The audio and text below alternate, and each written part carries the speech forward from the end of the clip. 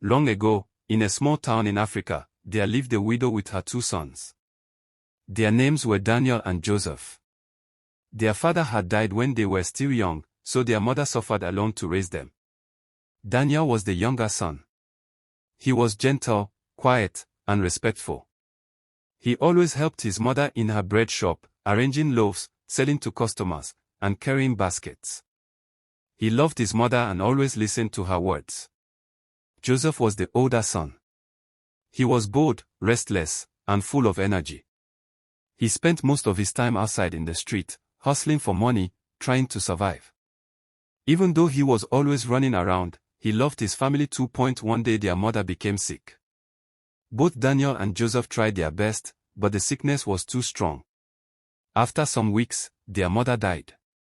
The boys cried bitterly. Their mother used to pray for them, telling them to always care for one another. After her death, their lives changed completely.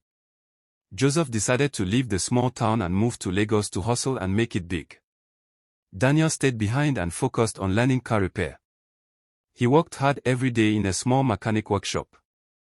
He later rented a tiny room and lived quietly with his little income. Joseph, on the other hand, worked hard in Lagos. He started small, but soon his hustle paid off.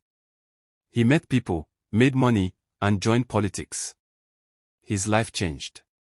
He built a big house, drove big cars, and lived like a rich man.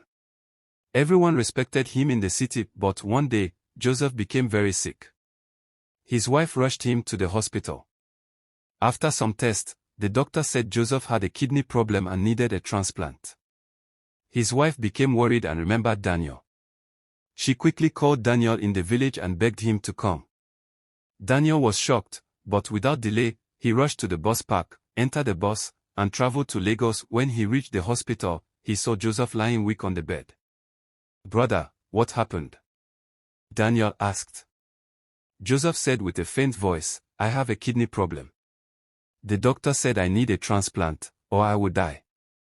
Daniel turned to the doctor, asking what could be done. The doctor explained that Joseph needed a donor, and the best chance was from a close relative. Immediately Daniel said, "I would donate mine. He is my brother." Joseph was surprised. He cried and said, "No, Daniel, you cannot do this for me. I don't deserve it." But Daniel held his hand and replied, "You are my brother. Family is family. I will do it." The surgery was done, and by God's mercy, it was successful. Joseph survived because of Daniel's sacrifice. After the surgery, Joseph gave Daniel 100,000 naira as a thank you. Daniel returned to his small room in the village, still working as a mechanic. While Joseph became healthy again, Joseph recovered and grew even richer. He entered politics fully, became powerful, and had many friends. Sadly, he forgot about Daniel. When Daniel tried calling, Joseph ignored his calls. Later, he even blocked his number. Daniel tried calling Joseph's wife, but she too blocked him. Daniel became heartbroken. One day, Daniel decided to travel to Lagos to see his brother face to face. But when he reached Joseph's mansion, the security men stopped him and said, "Our Oga gave strict order. You cannot enter." Daniel cried bitterly at the gate. When Joseph came out, Daniel called his name, but Joseph acted as if he did not hear him. Daniel had no money to return home. That night, he slept under a bridge in Lagos. The next day, he worked as a cleaner for one day, collected small money, and used it to return home. Some months later, Joseph became sick again. For 5 days, he kept calling Daniel's name in his sickness. His wife became worried. She drove her Lexus car down to the village and begged Daniel, "Please, your brother has been calling your name. He is very sick. Come with me." But Daniel refused. He remembered how Joseph rejected him and said, "Leave me. When I needed him, he pushed me away. Now he needs me, and you want me to run after him? No." Joseph's wife cried and went back. She later told their pastor.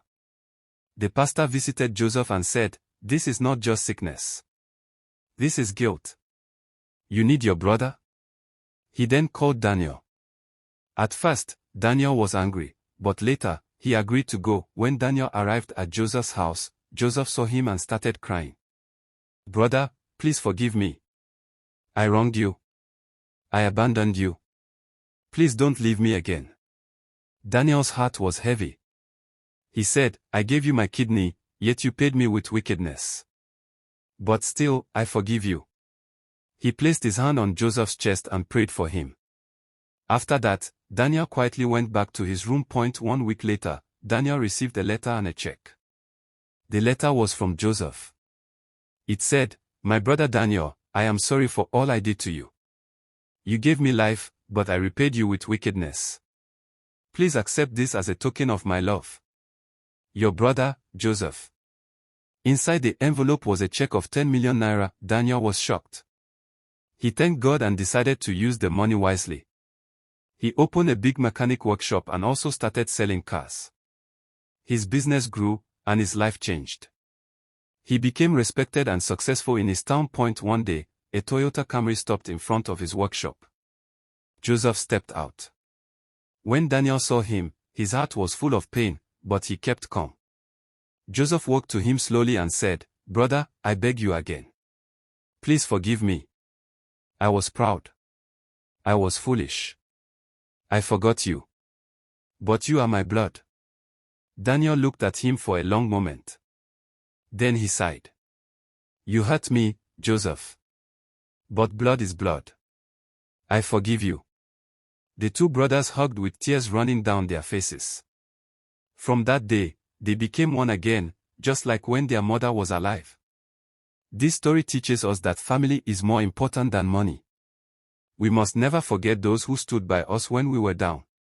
Pride destroys relationships, but forgiveness brings peace. Folded hands. Don't forget to like this video and subscribe to my channel for more touching stories.